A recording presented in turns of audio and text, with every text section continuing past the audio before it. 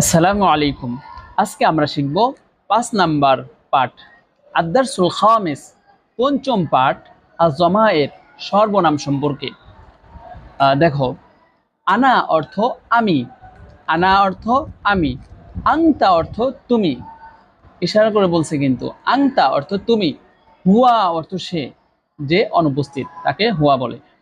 তো আনা আমি, আংতা তুমি, হুয়া সে। আবার মেয়েদের ক্ষেত্রে কি বলবে? আনা আমি, আংতি অর্থ তুমি, হিয়া অর্থ সে। পুরুষের ক্ষেত্রে আনা, নারীর ক্ষেত্রেও আনা। আবার পুরুষের ক্ষেত্রে আংতা তুমি, আর মেয়েদের ক্ষেত্রে আংতি তুমি। পুরুষের ক্ষেত্রে হুয়া সে, নারীর ক্ষেত্রে হিয়া সে। আচ্ছা, এরপরে দেখো,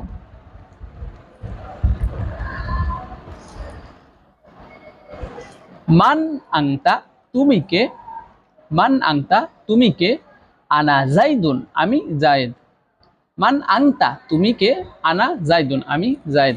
হাল আংতা তালিবাতুন তুমি কি তুমি হাল আংতা তালিবুন তুমি কি একজন ছাত্র? নাম আনা তালিবুন, হ্যাঁ আমি একজন ছাত্র। মান হুয়া সে কে, হুয়া আহমাদু সে আহমাদ। আহুয়া মুদাররিসুন সে কি একজন শিক্ষক?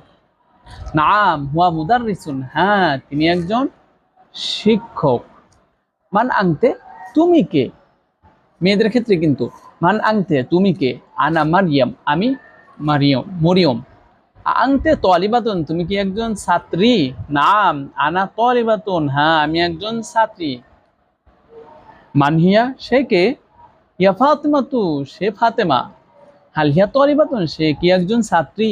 লা হিয়া মুদাররিসাতুন, না সে কি না, ছাত্রী না, সে একজন শিক্ষিকা। লা হিয়া মুদাররিসাতুন, মুদাররিসাতুন শব্দের অর্থ হলো শিক্ষিকা। লা না হিয়া মুদাররিসাতুন সে একজন শিক্ষিকা।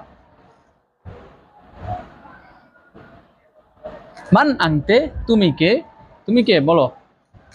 মান আংতে তুমি কে, আনা জাইদুন, উত্তর বলতে হবে। মান আংতে আংতা তুমি কে, আনা জাইদুন আমি জায়েদ। মান আংতে তুমি কে, এটা যেহেতু মেয়ে বোঝাচ্ছে এই জন্য মেয়ের নাম বলতে হবে। আনা ফাতেমাতু। মান হুয়া সে কে, পুরুষ যেহেতু বলছে এই জন্য পুরুষের নাম বলতে হবে। হুয়া খালিদুন, মান হুয়া সে কে, হুয়া খালিদুন সে খালিদ।